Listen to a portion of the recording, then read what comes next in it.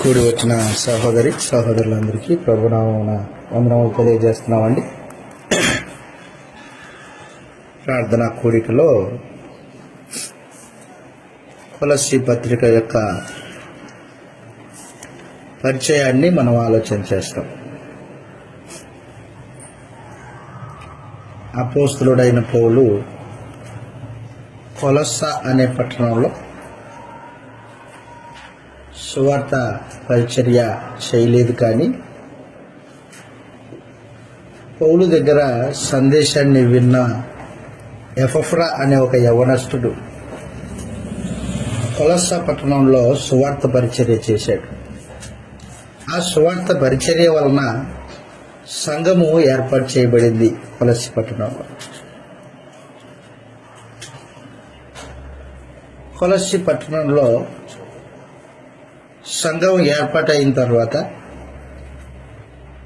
ఆ సంఘంలో ప్రత్యేకించి అన్యజనులైన వారే ఎక్కువ మంది ఉన్నారు. తర్వాత యజమానులైన వారు, ఆస్తి కలిగిన వాళ్ళు ఆ సంఘంలో సభ్యులై ఉన్నారు. ప్రత్యేకించి పక్కనే మనం చూస్తే ఫిలోమోను అనే ఒక వ్యక్తి, అతని ఇంటిలో సంఘం కూడుకునేది. కొలస్సీ ప్రాంతంలో ఫిలోమోనుకు పౌలు రాసిన పత్రిక పేజ్ నంబర్ 199 కొత్త నిబంధన పుస్తకాల్లో ఒకే అధ్యాయం ఉంది. ఒకే అధ్యాయంలో చెబుతూ ఉన్నాడు మొదటి వచనంలో, క్రీస్తు యేసు ఖైదీ అయిన పౌలును సహోదరుడైన తిమోతియు మా ప్రియుడును జతపని వాడునైన ఫిలోమోనుకును సహోదరి అయిన అప్పియకును తోటి యోధుడైన అర్కిప్పునకును నీ ఇంట ఉన్న సంఘమునకు శుభమని చెప్పి వ్రాయునది అన్నాడు. కాబట్టి ఫిలోమోను ఇంట సంఘం కూడుకునేది. కొలస్సీ సంఘము, కొలస్స పట్టణంలో ఉన్న క్రీస్తు సంఘము ఫిలోమోను ఇంటిలో సంఘముగా కూడుకొని దేవుణ్ణి ఆరాధన చేసేది. ఆ పట్టణం గురించి మనం ఒకసారి ఆలోచన చేస్తే, ఆ పట్టణము ఎఫెసుకు దగ్గరలోనే ఉంటుంది. 100 మైళ్ళ దూరం. వాస్తవానికి ఎఫెసు పక్కనే కొలస్సీ 100 మైళ్ళ దూరంలో ఉంటుంది. అపోస్తలుడైన పౌలు రెండవ సువార్త ప్రయాణంలో, పౌలు గారు 3 సువార్త ప్రయాణాలు చేశారు మనకు తెలుసు.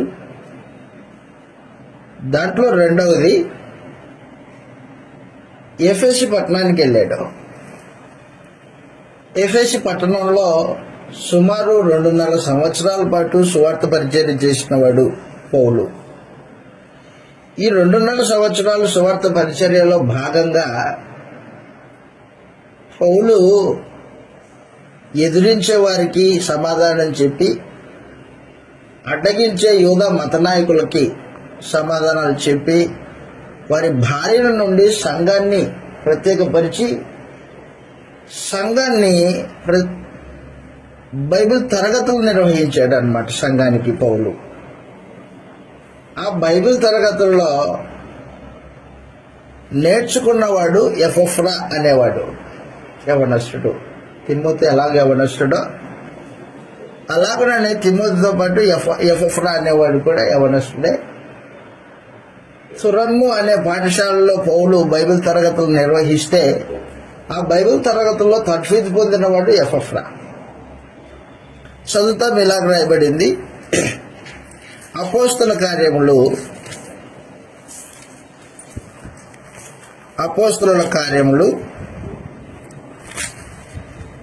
19వ అధ్యాయంలో 8వ వచనం నుండి మనం చదువుతాం. అపోస్తల కార్యములు 19వ అధ్యాయం 8వ వచనంలో,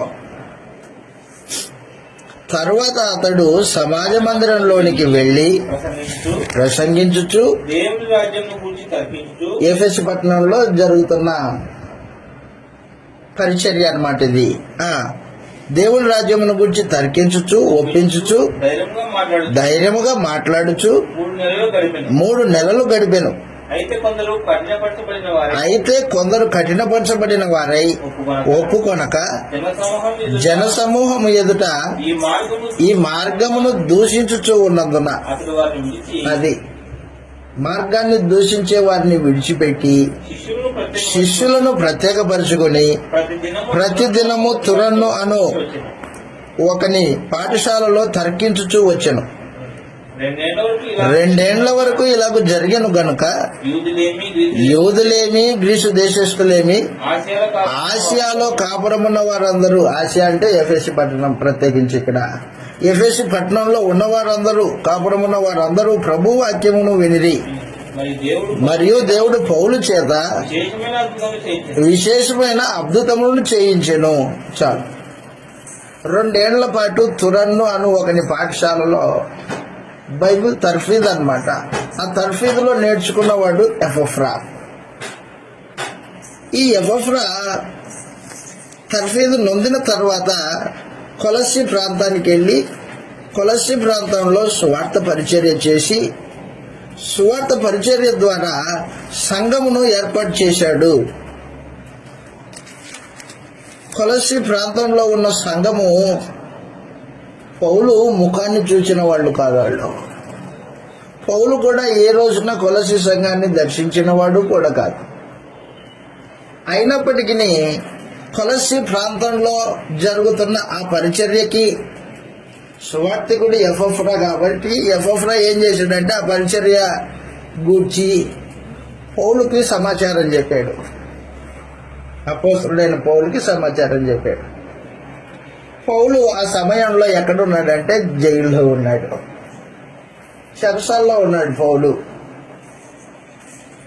కొలస్సి ప్రాంతంలో జరుగుతున్న పరిస్థితులన్నీ ఎపఫ్రా నేరుగా పౌలు దగ్గరికి వెళ్ళి చెరసాల, రోమా చెరసాలలో ఉన్నాడు.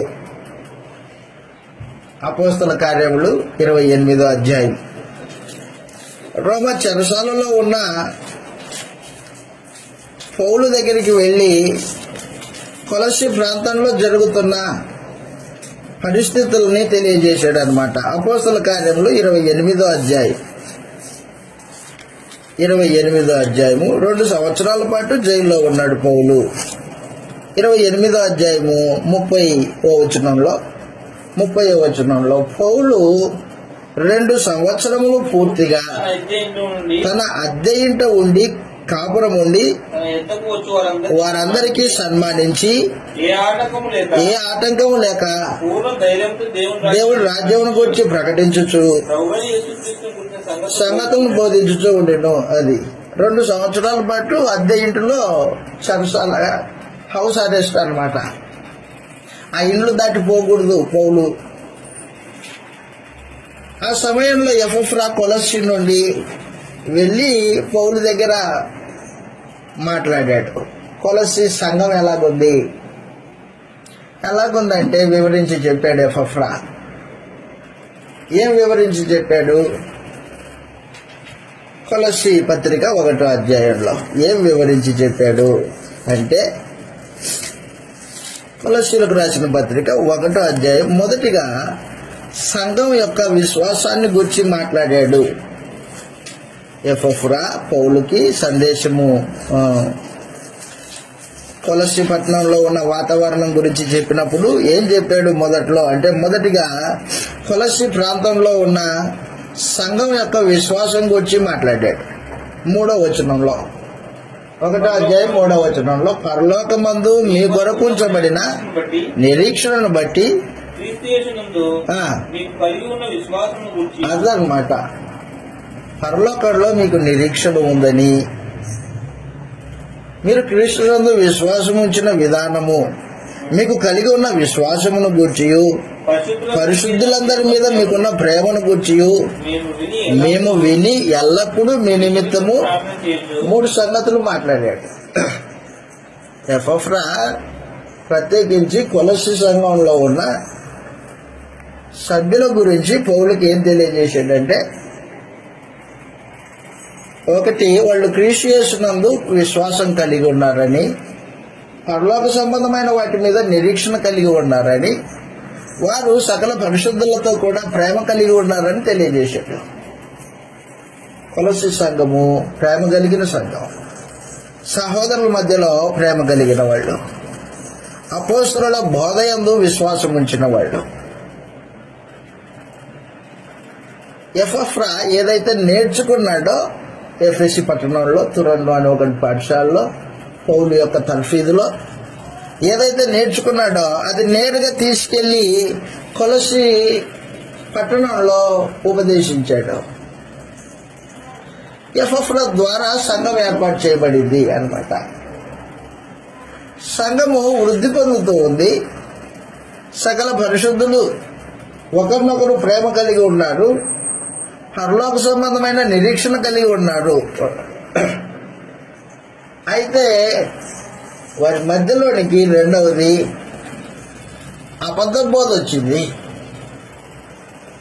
మనుషుల యొక్క తత్వజ్ఞానము సంఘంలోనికి ప్రవేశించింది.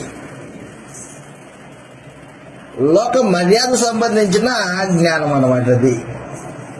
క్రీస్తుని విడిచిపెట్టి, క్రీస్తునందలి విశ్వాసాన్ని పక్కన పెట్టి లోకాన్ని వెంబడించే జ్ఞానం అన్నమాట అది. ఎక్కడ వచ్చింది? సంఘంలోకి వచ్చింది. 2వ అధ్యాయము 6వ వచనంలో, కావున మీరు ప్రభు అయిన క్రీస్తు యేసును అంగీకరించిన విధముగా ఆయన యందు వేరుపారిన వారై ఇంటి వలె కట్టబడుచు, మీరు నేర్చుకున్న ప్రకారముగా విశ్వాసమందు స్థిరపరచబడుచు, కృతజ్ఞతాస్తుతులు చెల్లించుట యందు విస్తరించుచు, ఆయన యందు నుండి నడుచుకోండి. యేసు ప్రభు నందు ఉండి నడుచుకోండి. ఆయనను అనుసరింపక, అదిగో ఆయనను అనుసరింపక మనుషుల పారంపర్య ఆచారములను అనగా ఈ లోక సంబంధమైన మూలపాఠములను అనుసరించి మోసకరమైన నిరర్థక తత్వజ్ఞానం చేత చెరపట్టుకొని పోవాడు ఎవడైనా ఉండునేమోనని అదన్నమాట. యేసు ప్రభువును అనుసరింపకోకుండా మనుషుల మూలపాఠాలు, పారంపర్య ఆచారాలు, ఈ లోక సంబంధమైన మూలపాఠాలు వెంబడించే పరిస్థితులు కొలస్సీ ప్రాంతంలోకి కొంతమంది బోధించే అబద్ధ బోధకులు వచ్చారన్నమాట. తత్వజ్ఞానం అన్నమాట. ఏంటి వాళ్ళ తత్వజ్ఞానం అంటే, యేసు దేవుడు కాదు, యేసు దేవత్వం లేదు, యేసుకి దేవత్వం లేదు, లోకం పుట్టక ముంపే యేసు లేడు,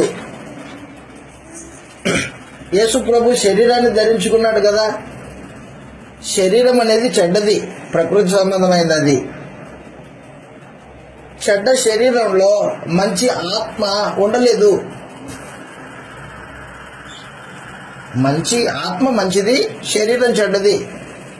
చెడ్డ దాంట్లో ఆత్మ ఉంటుందా? ఉండదు. కాబట్టి యేసు శరీరంలోకి వచ్చాడంటే యేసుకు దేవత్వం లేదు, శరీరము నిష్ప్రయోజనమైనది, ఈ సృష్టిని దేవుడు తయారు చేయలేదు అనే ఒక తత్వ జ్ఞానము లోకంలో ప్రత్యేకించి మనుషుల పారంపర్యాలని అనుసరించి, లోక సంబంధమైన మూల పాఠాలను అనుసరించి ఒక జ్ఞానం అన్నమాట. అది సంఘంలో ప్రవేశించింది. ఎపఫ్రా నేరుగా ఈ సమస్యను తీసుకుని వెళ్ళి పౌలుకి సమాచారం చెప్పేశాడు అనమాట. ఇదిగోయా, వాళ్ళేమో విశ్వాసులే, నేను సువార్త ప్రకటించితే సంఘం వృద్ధి పొందింది, మంచిదే. అయితే మరి మధ్యలో ఒక తత్వజ్ఞానం వచ్చింది, లోక సంబంధమైంది. దానికి పరిష్కారం ఏం చేయాలో నాకు తెలియకపోయా, అందుకని నీ దగ్గరికి వచ్చాను. ఆ పరిస్థితుల్లో పౌలు ఉత్తరం రాశాడు కొలస్సీ సంఘానికి అనమాట. చెరసాలలో ఉండి పౌలు 4 ఉత్తరాలు రాశాడు. 4 ఉత్తరాల్లో ఒకటి ఎఫెసీ సంఘానికి రాసిన ఉత్తరం 1, 2 కొలస్సీ సంఘానికి రాసిన ఉత్తరం మరొకటి, 3 ఫిలిప్పి సంఘానికి రాసిన ఉత్తరం మరొకటి, 4 ఫిలోమోనుకు రాసిన ఉత్తరం మరొకటి. 4 ఉత్తరాలు రాశాడు చెరసాల్లో ఉండి పౌలు.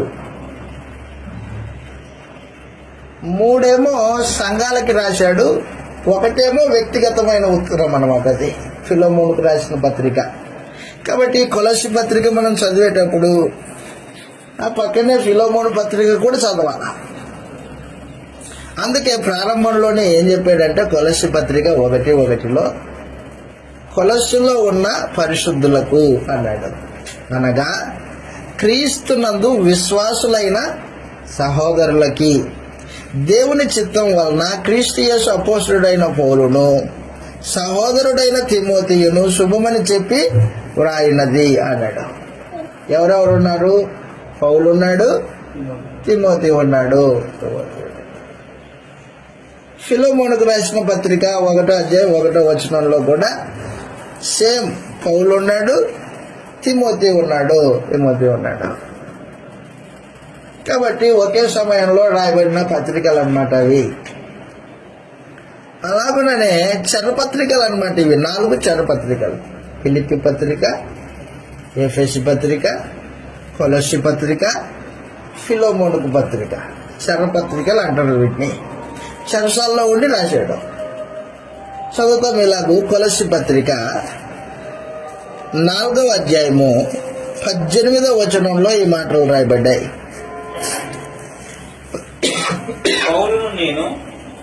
కొలస్సీలకు రాసిన పత్రిక 4వ అధ్యాయం 18వ వచనంలో పౌలను నేను స్వహస్తముతో నా వందనములు రాయిచున్నాను. అదిగో నా బంధకాలను జ్ఞాపకం చేసుకోండి. అదిగో ఎక్కడున్నాడు పౌలు? బంధకాల్లో ఉన్నాడు. సువార్త పక్షాన, క్రీస్తు యేసు పక్షాన బంధకాల్లో వేయబడ్డాడు. ఫిలోమోనుకు పత్రిక, ఫిలోమోనుకు రాసిన పత్రిక బంధకాల్లో ఉన్నాను అని చెప్పేశాడు. నా బంధకాలని జ్ఞాపకం చేసుకోండి అని చెప్పాడు. ప్రార్థన చేయండి అని చెప్పాడు. ప్రత్యేకించి ఫిలోమోనుకు పత్రికలో ఒకే అధ్యాయం ఉంది. చదువు 23వ వచనంలో. కాబట్టి ఖైదీలో ఉన్నాను నేను, నాతో పాటు ఎఫ్రా అనేవాడు ఖైదీలోనే ఉన్నాడు అని చెప్పేసాడు. నా తోడి ఖైదీ అయిన ఎఫ్రా, నా జతపని వారైన మార్కు అన్నాడు. 8వ వచనం ఫిలోమోనుకు పత్రిక 1వ అధ్యాయం, ఒకే అధ్యాయం కాబట్టి 8వ వచనంలో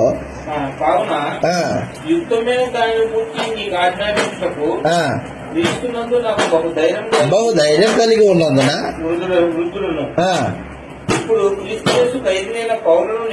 పౌలను నేను ప్రేమను బట్టి వేడుకొనుట మరి మంచిదనుకుని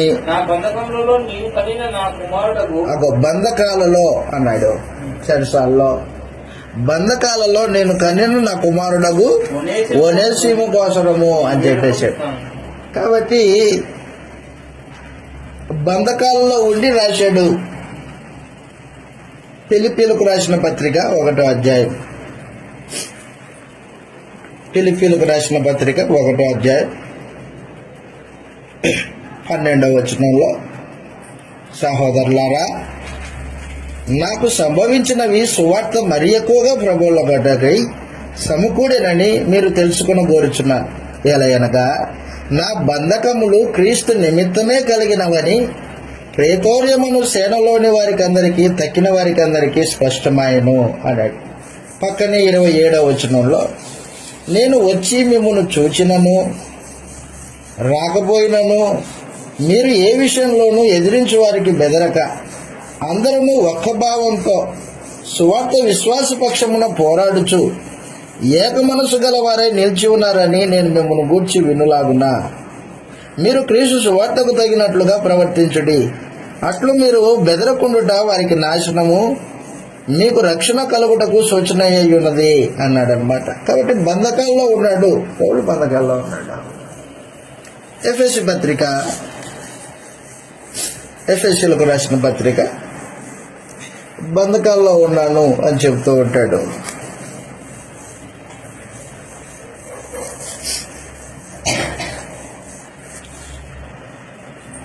మొదటి అధ్యాయం మొదటి వచనం చూస్తాం. మొదటి అధ్యాయం మొదటి వచనంలో దేవుని చిత్తం వలన అపోస్తులైన పౌలు ఆ, ఎఫెసులో ఉన్న పరిశుద్ధులను ఆ, క్రీస్తు యేసునందు విశ్వాసులైన వారికి శివమని చెప్పి రాయినది. అదనమాట. మన తండ్రి దేవుని దేవుని నుండి ప్రభువైన యేసుక్రీస్తు నుండి ఆ, కృపయు సమాధానం కలుగునుగాక. కలుగును గాక.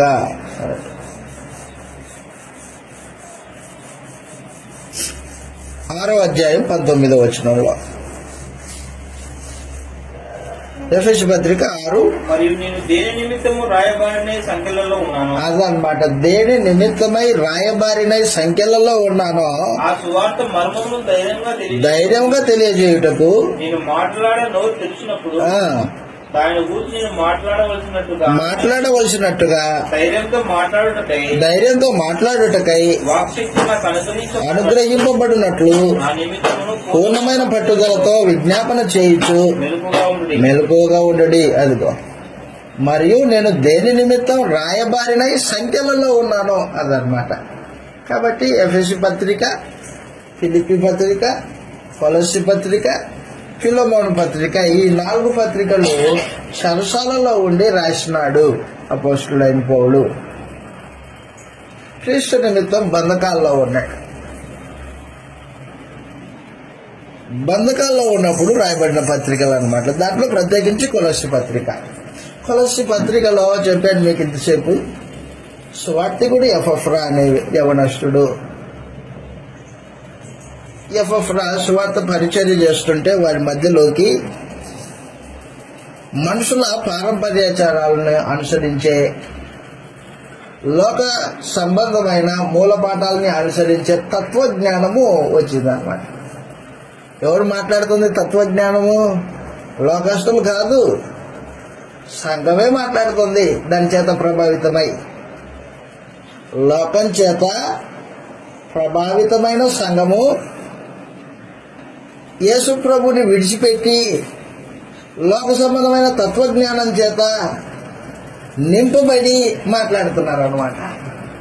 ఏం చేస్తాడు యవనస్తుడు ఈ పరిస్థితుల్లో? ఇప్పుడు నాకు ఎదురైనట్టు అనమాట. ఏం చేస్తాడు? ఏం చేయలేడు. ఏం చేశాడంటే నేరుగా పౌలు దగ్గరికి వెళ్ళాడు. పరిస్థితి, వాతావరణం ఇలాగుంది అని చెప్పాడు. చెప్పగానే అప్పుడు పరిశుద్ధాత్మ ప్రేరణ చేత అపోస్తలుడైన పౌలు ఉత్తరం రాశాడు అనమాట. ఆ ఉత్తరం కొలస్సీ పత్రిక. కాబట్టి ఈ పత్రిక చదువుతూ ఉన్నప్పుడు మనం నేర్చుకోవలసిన సంగతి ఏంటంటే, లోక సంబంధమైన జ్ఞానాన్ని, మూలపాఠాలని సంఘంలోనికి తీసుకురాకూడదు. అది లోకం,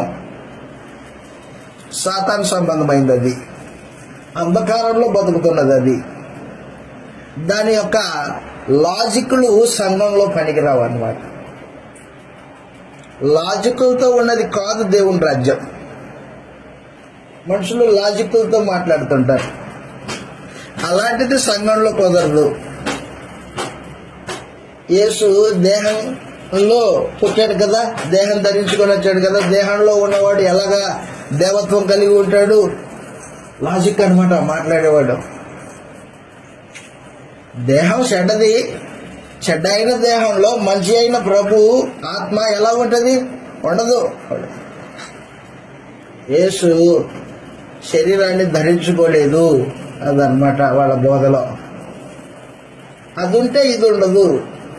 లాజిక్. శరీరం ఉంది కాబట్టి యేసు దేవత్వం లేనివాడు అనే లాజిక్తో ఈ రోజున అనేక మంది అబద్ధ బోధకుడు. దాన్ని ఉద్దేశించి పరిశుద్ధాత్మ ఆ రోజునే ఫుల్ స్టాప్ పెట్టింది. కొలస్సీలకు రాసిన పత్రిక 2వ అధ్యాయంలో ఆ తత్వజ్ఞానానికి ఫుల్ స్టాప్ పడింది. అయితే నేటికి ఈ రోజున అనేక మంది అబద్ధ బోధకులు యేసు సంఘంలోనే యేసుకు దేవత్వం లేదు, లోకం పుట్టక మునిపే యేసు లేడు అనే ఒక తప్పుడు బోధలు చేయడం ప్రారంభించారు. 2వ అధ్యాయము 8వ వచనం నుండి ఆయనను అనుసరింపక మనుషుల పారంపర్య ఆచారమును అనగా ఈ లోక సంబంధమైన మూలపాఠములు అనుసరించి మోసకరమైన నిరుద్ధక తత్వజ్ఞానం చేత మిమ్మల్ని చెరపట్టుకొని పోవడానికి వచ్చారు వాళ్ళు. ఆ చెరపట్టుకొని పోవాడు ఎవడైనా ఉండునేమోనని జాగ్రత్తగా ఉండండి. ఎలయనగా దేవత్వము యొక్క సర్వ పరిపూర్ణత శరీరముగా క్రీస్తునందు నివసించుచూ ఉన్నది. అదనమాట. క్రీస్తు ప్రభు శరీరంలో దేవత్వం నివసించింది, సంపూర్ణంగా నివసించింది అని చెప్పాడు పరిశుద్ధాత్మ. అబద్ధికులు, లోకం చేత ప్రభావితం చేయబడిన వాళ్ళు, లోక జ్ఞానం చేత ప్రభావితం చేయబడిన వాళ్ళు ఏమంటున్నారు అన్నమాట? ఇప్పుడు యేసుప్రభుకి దేవత్వం లేదంటున్నాడు.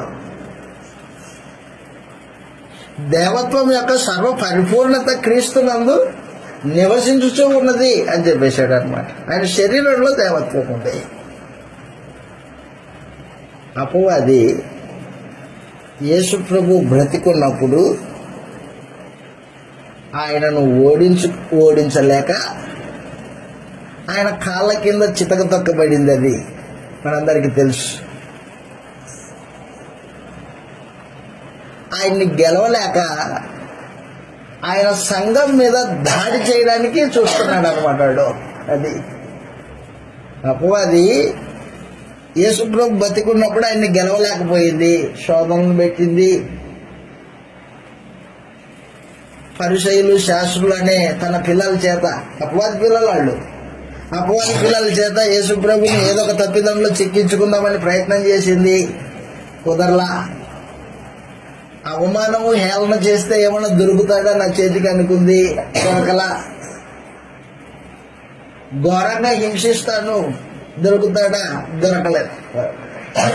మరణంలో దొరుకుతాడా? దొరకలేదు. ఎక్కడ దొరకలేదు యేసుప్రభు అపవాది చేతికి. కాబట్టి యేసుప్రభు నా చేతికి చిక్కలేదు కాబట్టి ఆయన సంఘాన్ని హింసిస్తా, ఆయన సంఘాన్ని అబద్ధ బోధతో పాడు చేస్తా అని కంకణం కట్టుకున్నాడు అపవాది అన్నమాట. దాంట్లో భాగమే సంఘాన్ని పాడు చేయడానికి, క్రీస్తు యేసుతో కలగలిపి ఉన్న సంఘాన్ని క్రీస్తు నుండి వేరు చేయడానికి లోక సంబంధమైన లాజిక్లు, లోక సంబంధమైన మూలపాఠాలని, మనుషుల పారంపర్య ఆచారాలని ఏర్పాటు చేసి కార్యక్రమాలు జరిగిస్తున్నాడు. అదనమాట. అది ఎరిగిన వాడు పరిశుద్ధాత్మకు తెలుసు. ఏం చేశాడంటే పౌలు గారి చేత ఉత్తరం రాయించాడు పరిశుద్ధాత్మ. కాబట్టి కొలస్సీ పత్రిక మనం చదువుతున్నప్పుడు అపవాది యొక్క ఆగడాలకి, వాని యొక్క అబద్ధ బోధకి ఎత్తుగడగా పరిశుద్ధాత్మ యేసు దేవత్వము సంపూర్ణమైంది అని రుజువు చేశాడు అనమాట. ఈ పత్రికలో ప్రత్యేకించి యేసు దేవత్వం కలిగిన వాడు, సమస్త పరిస్థితుల్లో యేసు చాలినవాడు అని ఈ పత్రిక యొక్క ఉద్దేశం అన్నమాట. అది ఏ పరిస్థితుల్లోనైనా చూసుకో, యేసు జవాబు అయి ఉన్నాడు. అన్నిటికీ చాలినవాడు యేసు. ఏ కోణం గుండా చూసినా అన్నిటికీ సరిపోయినవాడు యేసు. లోకం పుట్టక మునిపే ఉన్నవాడు, శరీరాన్ని ధరించుకొని వచ్చినవాడు, మానవ జాతి పాప పక్షాన సిలువైపడ్డాడు, ఆయన రాజ్యాన్ని స్థాపించాడు, ఆ రాజ్యంలో సంఘాన్ని కాపాడుతూ ఉన్నాడు. కాబట్టి ఏ పరిస్థితుల్లో మీరు అపవాదిని వెంబడించడానికి, లోక సంబంధమైన పారంపర్యాచారాల చేత కొట్టబడడానికి అవకాశం లేదు అని ఈ పత్రికలో తేటగా రాస్తూ ఉంటాడు. ఈ పత్రిక ప్రాముఖ్యంగా 2 భాగాలు. కొలస్సీ పత్రిక 2 భాగాలు. మొదటి భాగము 1వ అధ్యాయం నుండి, కొలస్సీలకు రాసిన పత్రిక మొదటి భాగము 1వ అధ్యాయం నుండి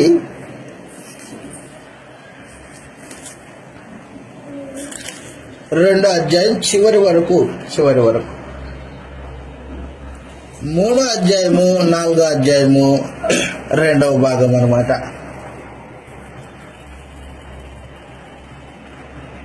మొదటి భాగంలో ఏం చెబుతుంటాడంటే, యేసు అన్నిటికీ చాలినవాడు. యేసు ప్రభు యొక్క ఔన్నత్యం గురించి మాట్లాడుతుంటాడు. యేసు ప్రభువు నందు దేవుడు చేసిన తన ఇష్టము, సంకల్పం, నిర్ణయం ఏదైతే ఉందో అది మొదటిగా చెబుతూ ఉంటాడు అన్నమాట. 2వ భాగంలో క్రైస్తవుడిగా నువ్వు ఎలా బతకాలి సంగమా. సంఘంలో పురుషులు ఉంటారు, వృద్ధులైన వాళ్ళు ఉంటారు, తల్లిదండ్రులు ఉంటారు. వాళ్ళు ఎలా బతకాలి, లేదా ఒకరి కింద పనిచేస్తున్నావా దాసుడిగా, అయితే నువ్వు ఎలాగా ఉండాలి నీ యజమానుని పట్ల అని 2వ భాగంలో క్రైస్తవ జీవిత నడక గురించి మాట్లాడాడు. మొదటి భాగంలో క్రీస్తు ప్రభు యొక్క ఔన్నత్యం గురించి మాట్లాడాడు. ఇది పత్రిక యొక్క విభజన అన్నమాట. దాంట్లో ప్రత్యేకించి మనం చదువుకున్న 1వ అధ్యాయంలో పౌలు ఏం తెలియజేస్తున్నాడంటే, ఏదైతే ఎపఫ్రా ద్వారా విన్నాడో, సంఘము ప్రేమ కలిగింది, సువార్త పక్షాన నడుచుకుంటుంది, అపోస్తలుల బోధ యందు విశ్వాసం ఉంచింది, పరలోకమునందు నిరీక్షణ కలిగి ఉంది అని చెప్పినప్పుడు పౌలు వినగానే, ఇదిగో పౌలను నేను మీ గూర్చి వినిన వెంటనే నేను మీ కొరకు కృతజ్ఞతాస్తుతులు చెల్లించాను దేవునికి అని చెప్పేశాడు అనమాట. మొదటి భాగంలో కృతజ్ఞతాస్తుతులు తెలియజేశాడు. 3వ వచనంలో చదువుతాం ఒకసారి. 3వ వచనం, 4వ వచనంలో,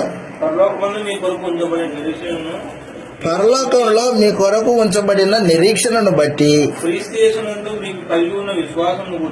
బాగా గుర్తుపెట్టుకోండి, కొలసి సంఘంలో ఉన్నవాళ్ళు పరలోక సంబంధమైన వాటి కొరకు క్రీస్తులందు విశ్వాసం ఉంచారు. వారు భౌతికమైన వాటి కోసం విశ్వాసం ఉంచలేదు. భూమి మీద ఏదో మేలు జరుగుతుందని యేసుప్రభునందు విశ్వాసం ఉంచలేదు. వాళ్ళు పరలోకంలో చనిపోయిన తర్వాత నిత్య జీవం అనుగ్రహిస్తాడు క్రీస్తు యేసు.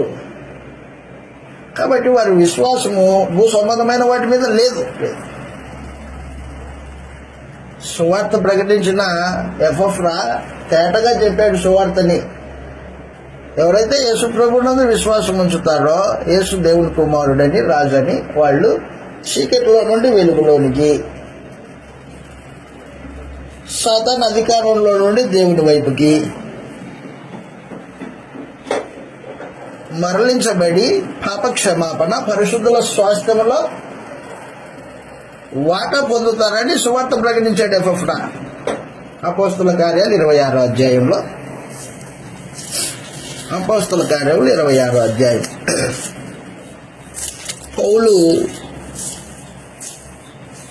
పౌలుకు యేసుప్రభు ప్రత్యక్షమై సెలవిచ్చిన సందేశమే సువార్త సందేశం. మనుషుల్ని దేవుని వైపుకు పిలిచేది అనమాట. 26వ అధ్యాయము, అపోస్తల కార్యములు 26వ అధ్యాయం. ప్రత్యేకించి 18వ వచనంలో, 16-18 2వ భాగం చదువుతున్నా. నేను ఈ ప్రజల వలన, అన్యజనుల వలన హాని కలగకుండా నిన్ను కాపాడేదను. వారు చీకటిలో నుండి వెలుగులోనికి, సాతాను అధికారంలో నుండి దేవుని వైపుకు తిరిగి నా యందలి విశ్వాసం చేత పాప క్షమాపణను, పరిశుద్ధపరచబడిన వారిలో స్వాస్థ్యమును పొందినట్లు అదిగో వారి కన్నులు తెరుచుటకై అదనమాట. సువార్త నమ్మిన వారికి ఏం జరుగుతుందంటే, మొట్టమొదటిది నా యందు విశ్వాసం ఉంచే వారికి పాప క్షమాపణ కలుగుతుంది అన్నాడు. పరిశుద్ధపరచబడిన వారిలో స్వాస్థ్యము పొందినట్లు అన్నాడు. కాబట్టి పరలోక సంబంధమైన నిరీక్షణ, ఆ నిరీక్షణ గురించి ఎపఫ్రా బోధించాడు, సువార్త ప్రకటించాడు. ఆ సువార్తను నమ్మిన వారు కొలసి సంఘం, కొలసి పత్రిక 4వ వచనంలో తెలియజేశాడు. 1వ అధ్యాయం 4వ వచనంలో, పరలోకమందు మీ కొరకు ఉంచబడిన నిరీక్షణను బట్టి. ఏంటి నిరీక్షణ? నిరీక్షణ క్రీస్తుతో పాటు మహిమలో పాల్పంపులు పొందుతాను అనే నిరీక్షణ. క్రీస్తుతో పాటు మహిమ పొందుతాం మనం కూడా. క్రీస్తు యేసును లేపిన దేవుడు మనల్ని కూడా తన పరిశుద్ధాత్మ ద్వారా తిరిగి లేపుతాడు. తిరిగి లేపి పరలోకంలో క్రీస్తుతో పాటు మహిమలో కూర్చుండబెడతాడు అనేది నిరీక్షణ అన్నమాట, క్రైస్తవుని నిరీక్షణ. తెస్సలోనికైలకు రాసిన 2వ పత్రిక 2:14 సువార్త వలన కలుగు నిరీక్షణ అది. నిత్య జీవమును కూర్చున్న నిరీక్షణ అది వాస్తవానికి. తెస్సలోనికైలకు రాసిన 2వ పత్రిక 2వ అధ్యాయం 14వ వచనంలో మీరులాగున రక్షణ పొంది రక్షింపబడి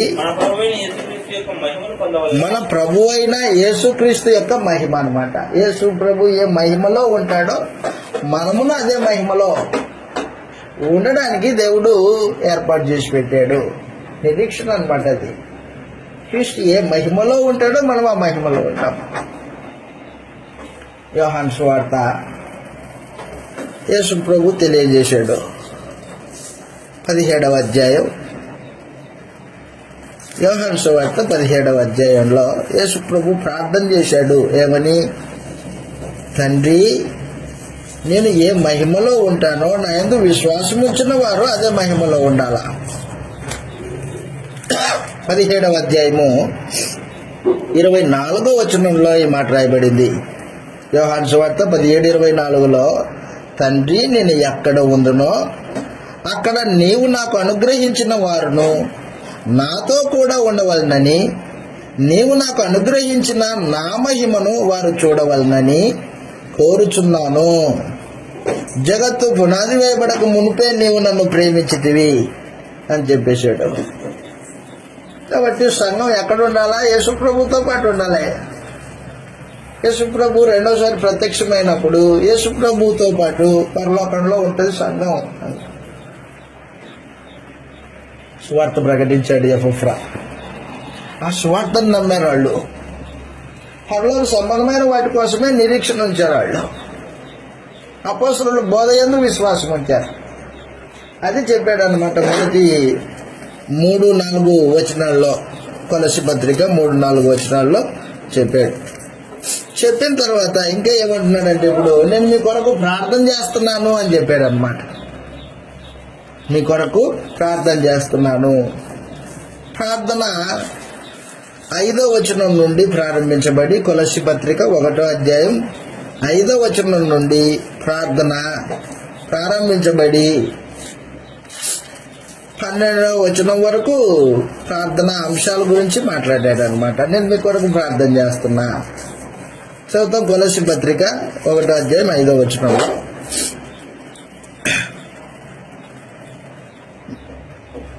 నేను మీ నిమిత్తం ప్రార్థన చేయొచ్చు. 4వ వచనంలో 2వ భాగము.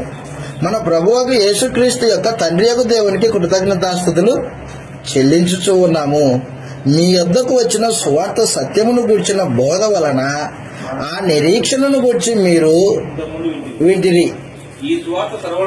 అదనమాట. ఒకే సువార్త సర్వలోకంలో వ్యాపించింది. మొదటి శతాబ్దంలోనే సర్వలోకానికి సువార్త వెళ్ళింది. ఈ రోజున అబద్ధికులు, తెలియనోళ్ళు, గ్రంథం తెలియనోళ్ళు ఏమంటారంటే సర్వలోకానికి ఇంకా సువార్త రాలేదు అంటాడు. మరి వెర్రోడా, సర్వలోకానికి సువార్త వెళ్ళిందని పరిశుద్ధాత్మ చెప్తుంది కదా. పరిశుద్ధాత్మ చెప్పిన దానికి వ్యతిరేకంగా మాట్లాడడానికి నీకు ఎక్కడి నుంచి వచ్చింది ధైర్యం? సర్వలోకమున అన్నాడు. ఫలించుచు వ్యాపించుచున్నట్లుగా మీరు దేవుని కృపను గురించి విని నాటి నుండి ఫలించుచు వ్యాపించుచు ఉన్నది. మా ప్రియుడైన తోడి దాసుని వలన మీరు ఈ సంగతులు నేర్చుకుంటుంది. మీ విషయంలో నమ్మకమైన క్రీస్తు పరిచారకుడు మీ ప్రేమను మాకు తెలిపినవాడు. కాబట్టి సువార్త సర్వలోకానికి మొదటి శతాబ్దంలోనే వెళ్ళింది. చదువుతాం. అక్కడే రాయబడింది 1వ అధ్యాయంలో, కొలస్సీ పత్రిక 1వ అధ్యాయము 23వ వచనం నుండి మనం చదివినప్పుడు, పునాది మీద కట్టబడిన వారై స్థిరముగా ఉండి మీరు విన్నట్టు ఆకాశం కింద ఉన్న సమస్త సృష్టికి ప్రకటింపబడినట్టు ఈ సువార్త వలన కలుగు నిరీక్షణ నుండి తొలగిపోక విశ్వాసమందు నిలిచి ఉండిన ఎడల ఇది మీకు కలుగును. పౌలను నేను ఆ సువార్తకు పరిచారకుడునైతిని అన్నాడు. ఆకాశం కింద ఉన్న సమస్త సృష్టికి సువార్త వెళ్ళింది. వెళ్ళలేదంటాడు లేఖనాలు తెలియని వాళ్ళు. కాబట్టి గుర్తుపెట్టుకో, మొదటి శతాబ్దంలోనే సువార్త ప్రబలుతుంది. ప్రత్యేకించి కొలస్సీ ప్రాంతంలో ఎపఫ్రా అనే వ్యక్తి సువార్త ప్రకటించాడు. సువార్త పరలోక సంబంధమైన వాటి మీద నిరీక్షణ ఉంచుకోవడం, పరలోకంలో మీ కొరకు ఉంచబడిన నిరీక్షణ, దాని యందు మీరు విశ్వాసం ఉంచారు క్రీస్తునందు అని చెప్పాడు. చెప్పిన తర్వాత నేను మీకోసం ప్రార్థన చేస్తున్నా. ఎందుకు ప్రార్థన చేస్తున్నాడు? వారి మధ్యలోనికి లోక సంబంధమైన మూలపాఠాలు అనుసరించి అబద్ధపు బోధ మనుషుల్లో ప్రభావితం చెబుతుందన్నమాట. అబద్ధపు బోధ అది లోకంలో ఉంటే నీకు ఇబ్బంది లేదు, సంఘంలోకి వస్తేనే ఇబ్బంది. అందుకని సంఘంకి వచ్చి ప్రార్థన చేస్తున్నాడు. ఏమని ప్రార్థన? ప్రార్థనలో ప్రాముఖ్యంగా ఒక 5 అంశాల గురించి ప్రార్థన చేస్తున్నాడంట. 9వ వచనం నుండి 12వ వచనం వరకు ప్రార్థనలో ఏమేమి దేవుణ్ణి ప్రాధాయపడుతున్నాడో తెలియజేశాడు. 9వ వచనం నుండి 12వ వచనం వరకు.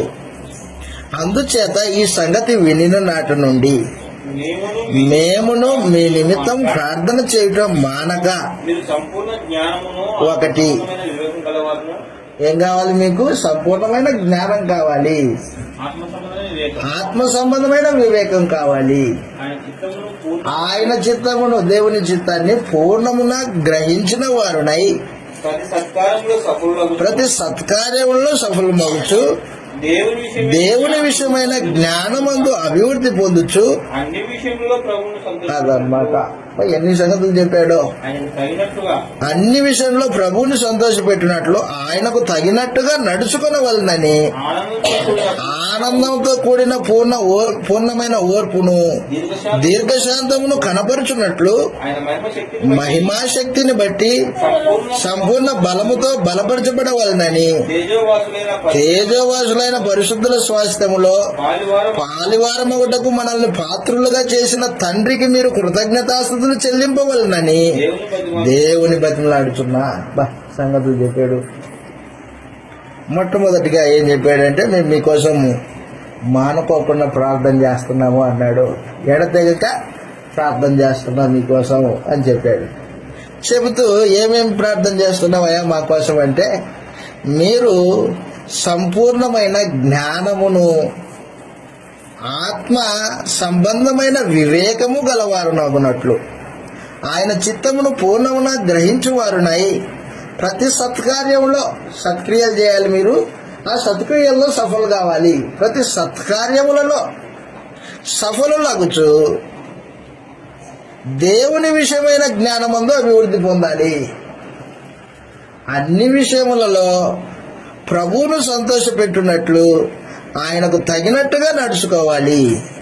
ఆనందంతో కూడిన పూర్ణమైన ఓర్పు దీర్ఘశాంతము కనపరుచున్నట్లు ఆయన మహిమాశక్తిని బట్టి సంపూర్ణ బలంతో బలపరచబడవలనని తేజోవాసుల పరిశుద్ధుల స్వాస్థ్యంలో పాలివారమగుటకు మనల్ని పాత్రులుగా చేసిన తండ్రికి మీరు కృతజ్ఞతాస్తుతులు చెల్లింపవలనని దేవుని బతిమలాడుకొంచున్నాం. ఒకటేమో ఆత్మ సంబంధమైన జ్ఞానము వివేచన మీకు కలగాలని ప్రార్థన చేస్తున్నా అన్నాడు, ఒక అంశం. 2, మీరు దేవుని చిత్తమును పూర్ణంగా గ్రహించాలి అని ప్రార్థన చేస్తున్నాను. 3, ప్రతి సత్కార్యములలో సఫలమగాలి. మీరు దేవుని విషయమైన జ్ఞానమందు అభివృద్ధి పొందాలి. అన్ని విషయాల్లో ప్రభువుని సంతోషపరచాలి. ఆయనకు తగినట్టుగా నడుచుకోవాలి. ఆనందంతో మీరు ఓర్పు కలిగి సంతోషంతో ఓర్పు దీర్ఘశాంతం కనపడుచున్నట్లు ఆయన యొక్క మహిమ శక్తి మీలో బలాన్ని ప్రసాదించాలి అని ప్రార్థన చేస్తున్నాను. అంత మాత్రమే కాదు, మీరు దేవునికి ఎల్లప్పుడూ కృతజ్ఞతాస్తుతులు చెల్లించేవారై ఉండాలి అని నేను మీకోసం ప్రార్థన చేస్తున్నా అన్నమాట.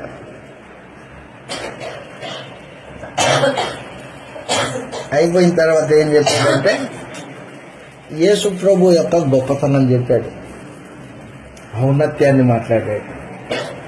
యేసు ప్రభు ఎందుకు యేసు ప్రభు గురించి చెప్పాల్సి వచ్చింది? వాళ్ళకి లోకంలో మనుషులు యేసు ప్రభువుని తక్కువగా చూస్తున్నారు. లోకంలో చూస్తే చూడనీలే, ఆయన బతుకున్నప్పుడే చూశారు, ఇప్పుడే పెద్ద సంగతి ఏం కాదు. అయితే సంఘంలోకి వచ్చింది ఆ ప్రభావం. అందుకని ఇప్పుడు యేసు ప్రభు యొక్క ఔన్నత్యాన్ని మాట్లాడుతున్నాడు.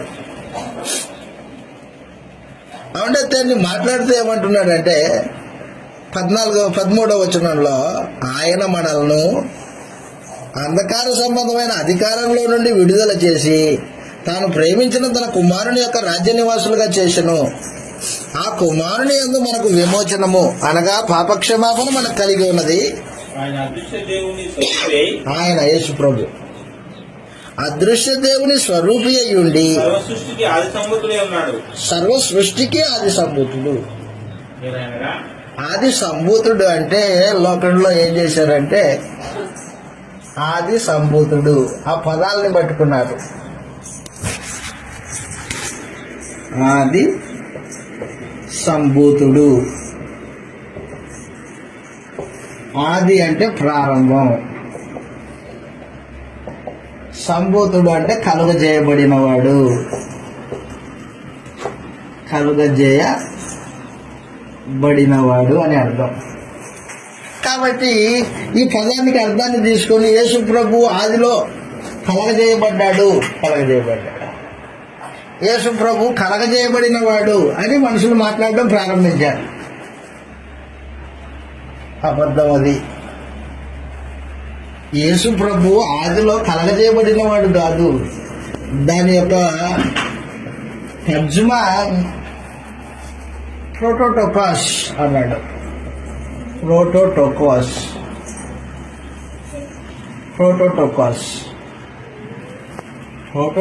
అంటే ప్రధానుడు అని అర్థం.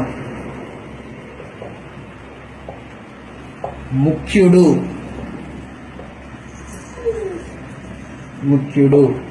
ప్రాముఖ్యత కలిగిన వాడు.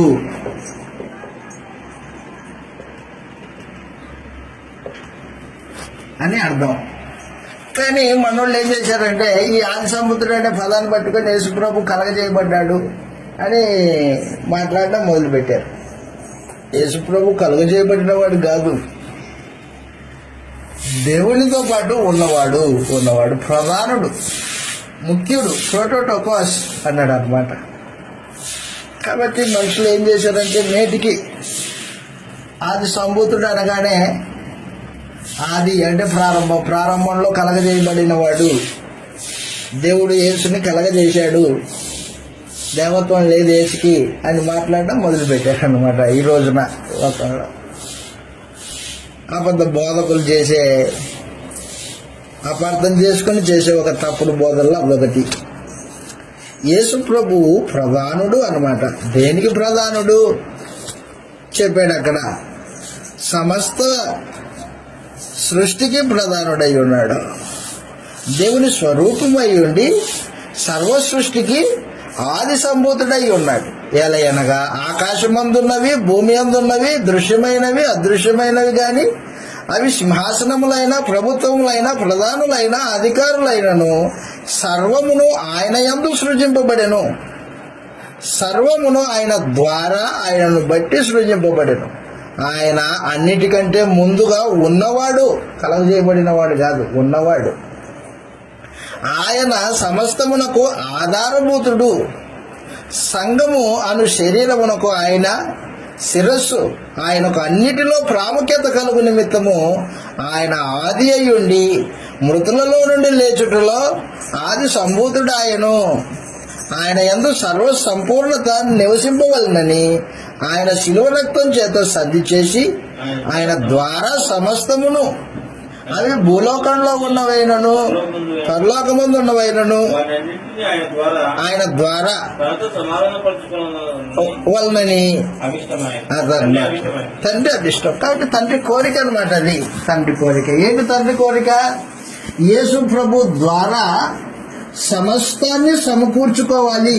సమస్తాన్ని సమకూర్చు, అది పరలోకంలో ఉన్నవైనా భూలోకంలో ఉన్నవైనా సమస్తాన్ని క్రీస్తునందు ఏకముగా సమకూర్చవాలన్నది దేవుని యొక్క అభిష్టం. కోరిక, గాఢమైన కోరికని అభిష్టము అంటారు. ఎఫెసీ పత్రిక 1వ అధ్యాయము, ఎఫెసీ పత్రిక 1వ అధ్యాయం 10వ వచనంలో 9 నుంచి చదువుతాం. ఎఫెసీ పత్రిక 1వ అధ్యాయం 9వ వచనంలో తండ్రి కోరిక కాలం పరిపూర్ణమైనప్పుడు అని చెప్పేశాడు. ఎఫెసీ పత్రిక 1:9 కాలము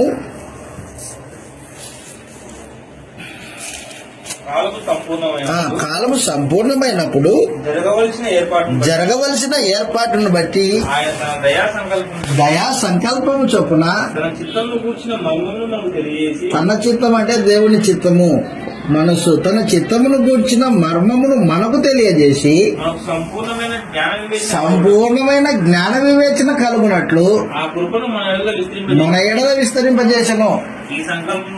ఈ సంకల్పాన్ని బట్టి ఆయన పరలోకంలో ఉన్నవే గాని అదిగో పరలోకంలో ఉన్నవే గాని భూమి మీద ఉన్నవే గాని సమస్తమును క్రీస్తునందు ఏకముగా సమకూర్చవలెనని తనలో తానే అదన్నమాట. దేవుని యొక్క సంకల్పం, గాఢమైన కోరిక, హృదయ వాంఛ ఏంటంటే క్రీస్తునందు ఏకంగా సమకూర్చబడాలి. అది దేవుని కోరిక అయ్యింది. దాంట్లో భాగమే మీరు సంఘమై ఉన్నారు. కొలస్సీ పట్టణంలో ఉన్న క్రీస్తు సంఘమా, మీరు సంఘమై ఉన్నారు. మీకు ఈ శిరస్సు క్రీస్తు యేసు అని తెలియజేసాడు అనమాట 1వ అధ్యాయంలో. మీరు లోకంలో నుండి, అపవాది బంధకాల్లో నుండి, పాపపు చెరసాలలో నుండి విడిపింపబడ్డారు. ఇప్పుడు యేసు కుమారుని యందు ఉన్నారు మీరు.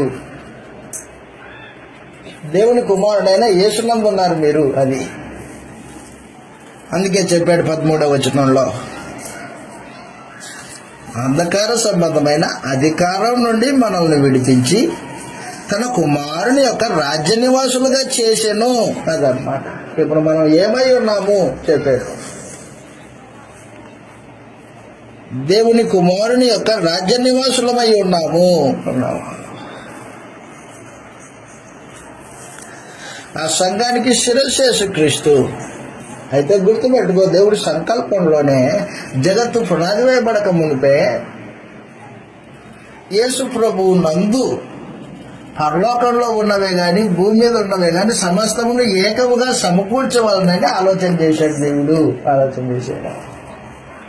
ఆయన యుద్ధకు వచ్చిన మీరు అనగా మనం సంఘం దేవుని ఎదుట పరిశుద్ధులను నిర్దోషులమై ఉండాలి అని చెప్పేశాడు అనమాట. పరిశుద్ధులు అంటే లోకానికి వేరుగా, లోక ఆచారాలకు వేరుగా, లోక పద్ధతులకు వేరుగా, లోక పారంపర్య ఆచారాలకు వేరుగా, పితృపర ఆచారాలకు వేరుగా ఉండడానికి దేవుడు మనల్ని పరిశుద్ధపరుచుకున్నాడు. కాబట్టి ఇప్పుడు ఏం చేస్తున్నాడంటే పౌలు చెప్పబోయే దానికి, యేసు దేవత్వం కలిగిన వాడు, మీరు లోకాచారాలని ఆచరించొద్దు అని చెప్పడానికి ముందుగా ఏం చెప్తున్నాడు? మీరు ఎక్కడికి వచ్చారో మీ స్థితి ఏంటో చూపిస్తున్నాడు అనమాట. ఇప్పుడు సంగమా, నువ్వు ఎక్కడికి వచ్చావు? ఆది సంభూతుని దగ్గరికి వచ్చావు. దేవుని సంకల్పాన్ని తెలిసి వచ్చావు. దేవుని బిడ్డలుగా ఉండడానికి వచ్చావు. దేవుని ఎదుట పరిశుద్ధులు నిర్దోషులుగా బతకడానికి వచ్చావు. నీ స్థితి అది. అలాంటి నీవు లోక ఆచారాలకి, లోక పారంపర్య ఆచారాలకి, మూఢ ఆచారాలకి పోతావేంటి? అది ఇప్పుడు 2వ అధ్యాయంలో వేసుకున్నాడు దెబ్బ. అదనమాట. చదువుతాం. అక్కడ రాయబడింది 1వ అధ్యాయము 21వ వచనంలో దేవుని యొక్క అభిష్టం చెప్పిన తర్వాత గత కాలం గురించి మాట్లాడుతున్నాడు.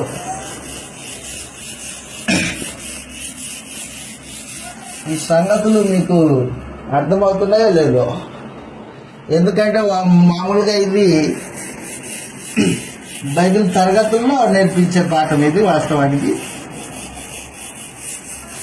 1వ అధ్యాయం 21వ వచనంలో గత కాలం అందు దేవుని దురస్తులను అదిగో దేవునికి దూరస్తులై ఉండ్రి. గత కాలం అది, ఇప్పుడు కాదు. ప్రస్తుతం మీరు దేవుని రాజ్య సంబంధులు. గత కాలంలో ఎలా ఉన్నారంటే దేవునికి దూరస్తులు. మీ దుష్క్రియల వలన ఆ, మీ మనసులో విరోధ భావం గలవారిని ఉండినా దుష్క్రియల వలన విరోధ భావం గలవారిని ఉండినా ఆ, మిమ్మును కూడా తన సన్నిధిలో పరిశుద్ధులుగాను నిర్దోషులుగాను నిరపరాధులుగాను నిలబెట్టకు. పరిశుద్ధులు, నిర్దోషులు, నిరపరాధులు. బా, ఉన్నతమైన డిసిగ్నేషన్. నిర్దోషులు, నిరపరాధులు, అపరాధం లేని వాళ్ళు. బా, గత కాలంలో ఎలా ఉంటుంది? దుష్క్రియలు చేసేవాళ్ళు, దేవుని మీద విరోధ భావం కలిగిన వాళ్ళు. మీ మనసులో విరోధం ఉంది మీకు, దేవునికి దూరంగా ఉంటారు అప్పుడు. కానీ ఇప్పుడు క్రీస్తు యేసునందు పరిశుద్ధులు, లోకంలో నుండి వేరైన వారు, నిర్దోషులు,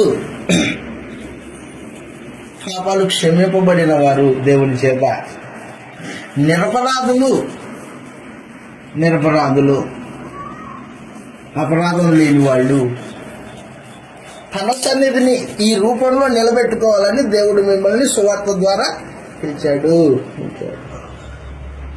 కాబట్టి మీరు ఎక్కడికి పిలువబడ్డారో జ్ఞాపకం పెట్టుకోండి అని చెప్పి ఇప్పుడు ఏం చేయబోతున్నాడంటే, మీరందరూ లోక సంబంధమైన జ్ఞానం కంటే సమస్తమైన జ్ఞానము క్రీస్తునందు పొందుకున్న వాళ్ళు మీరు అని చెప్పేశాడు అన్నమాట. మీకు మించిన వాళ్ళు లేరు. భూమి మీద సంపాదించేవాడు, కష్టపడేవాడు దేనికోసం సంపాదించుకుంటాడు? భూమి మీద పేరు ప్రతిష్టల కోసం సంపాదించుకుంటాడు. చచ్చిపోతే వాడు వెనకొస్తుంది అదంతా రాదు. అయితే క్రైస్తవుడు, క్రీస్తు యేసునందు విశ్వాసం ఉంచిన వాడు, తను కష్టపడింది, సత్క్రియలు చేశాడు, ఇతరుల అక్కడలో పాల్పంపులు పొందాడు, చనిపోయాడు. చనిపోయిన తర్వాత వాడు సంపాదించింది సత్క్రియల రూపంలో పెట్టాడు కాబట్టి ఆ సత్క్రియలు వాటితో పడిపోతాయి.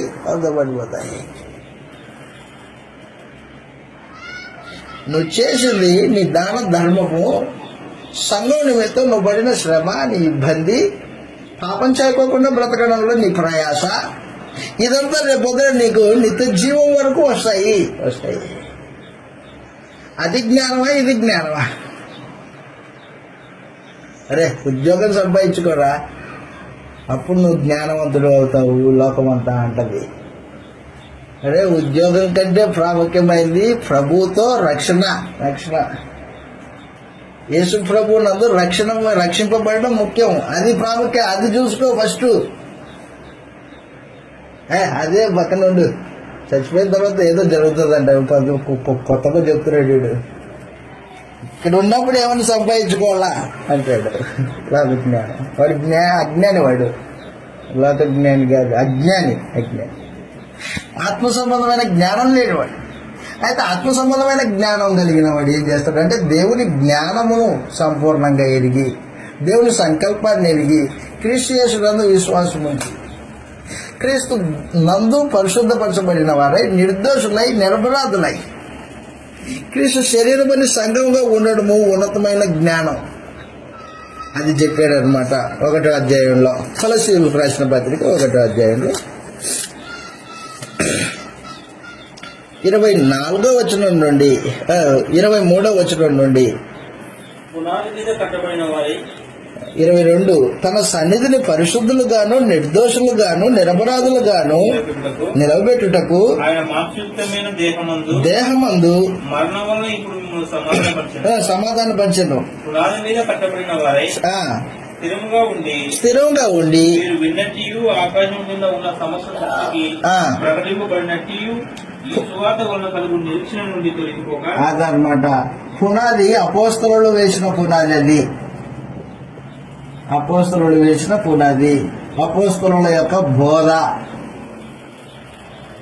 యేసు ప్రభు శిలువ మరణము, సమాధి, పునరుత్థానము. ఆ పునరుత్థానంలో, ఆ శిలువ మరణంలో దేవుని యొక్క శక్తి, దేవుని జ్ఞానము, దేవుని ప్రేమ, ఈ మూడు దాగి ఉన్నాయి. దాని యందు విశ్వాసం ఉంచిన మీరు పరలోకపు నిరీక్షణ కలిగిన వారు, పరలోకపు నిరీక్షణ కలిగిన వాళ్ళు. ఈ పునాది మీద కట్టబడిన వారై స్థిరంగా ఉండి మీరు విన్నట్టు ఆకాశం కింద ఉన్న సమస్త సృష్టికి ప్రకటింపబడినట్టు ఈ సువార్త వలన నిరీక్షణ నుండి తొలగిపోకోకుండా అది మీకు కలుగును. తర్వాత 24వ వచనంలో ఏమనుభవిస్తున్నాడు? చెరసాలు అనుభవిస్తున్నాడు, శ్రమలు అనుభవిస్తున్నాడు. ఆయన శరీరం కొరకు క్రీస్తు పడిన పాటలలో కొదువైన వాటిని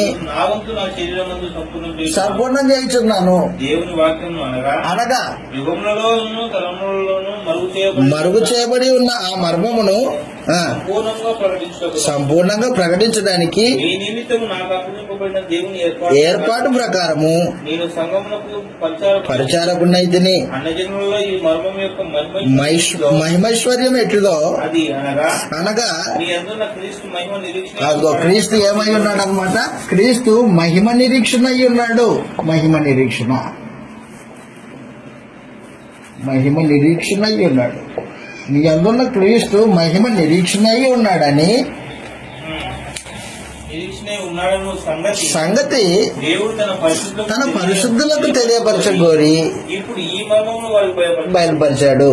ప్రతి మనుషుల్ని క్రీస్తునందు సంపూర్ణునిగా చేసి ఆయన ఎదుట నిలవబెట్టవలనని సమస్త విధములైన జ్ఞానంతో మేము ప్రతి మనుషునికి బుద్ధి చెప్పుచు బోధించుచు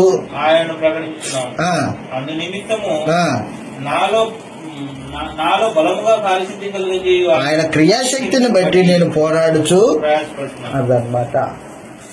కాబట్టి సమస్త మనుషుల్ని క్రీస్తునందు, ప్రతి మనుషుణ్ణి క్రీస్తునందు సంపూర్ణునిగా చేసి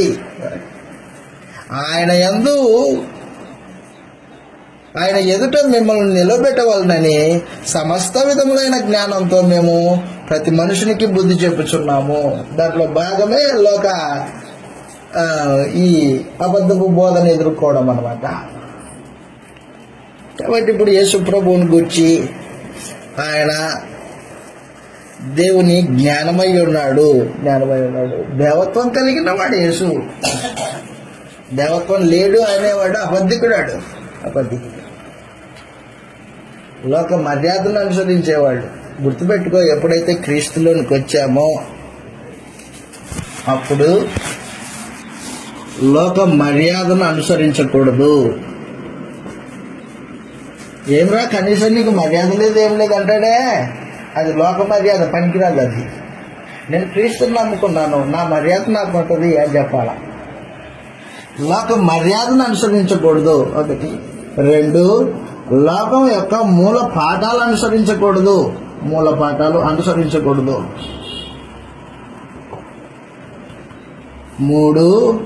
లోక ఆచారాలు అనుసరించకూడదు.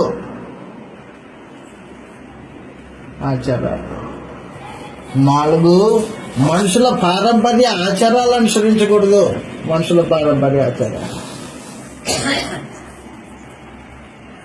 అలాగా పరిశుద్ధులుగా ఉండడానికి క్రీస్తు యేసునందు దేవుడు మనల్ని ఏర్పాటు చేసుకున్నాడు.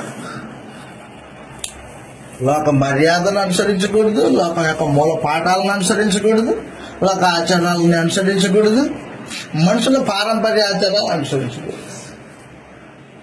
కాబట్టి దానికి సంబంధమైన రెఫరెన్స్ చూసుకొని మనము ముగించుకుంటాం ఈ సమయంలో. మరలా వచ్చినప్పుడు 2వ అధ్యాయాన్ని మనం నేర్చుకుంటాం. మొదటిగా లోక మర్యాదను అనుసరించకూడదు. క్రైస్తవుడు లోక మర్యాదను అనుసరించకూడదు. రోమీయులకు రాసిన పత్రిక 12వ అధ్యాయము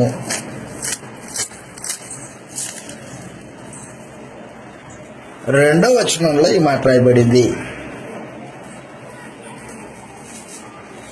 రోమిలకు రాసిన పత్రిక 12వ అధ్యాయం 2వ వచనంలో లోక మర్యాదను అనుసరింపకూడదు అన్నాడు. రోమా పత్రిక 12:2లో మీరు ఈ లోక మర్యాదను అనుసరింపక ఇంకేం అనుసరించాలి? ఉత్తమమును అనుకూలమును సంపూర్ణమునై ఉన్న దేవుని చిత్తమేదో పరీక్షించి తెలుసుకున్నట్టు మీ మనసు మారి నూతన మగుట వలన రూపాంతరం పొందుడి అని. దేవుని చిత్తాన్ని పరీక్షించాలా?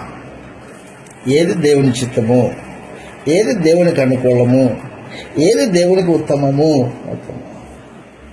పరీక్షించుకుంటూ నడుచుకోవాలి తప్ప లోక మర్యాద పట్టి నడుచుకుంటూ నేను క్రీస్తు సంబంధిని అనకూడదు.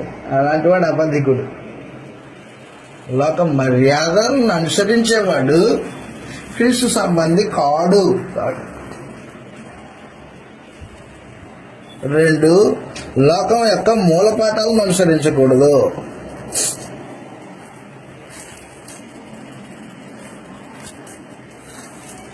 కొలస్సీలకు రాసిన పత్రిక 2వ అధ్యాయం 8వ వచనంలో మనం ఇందాక చదివాం.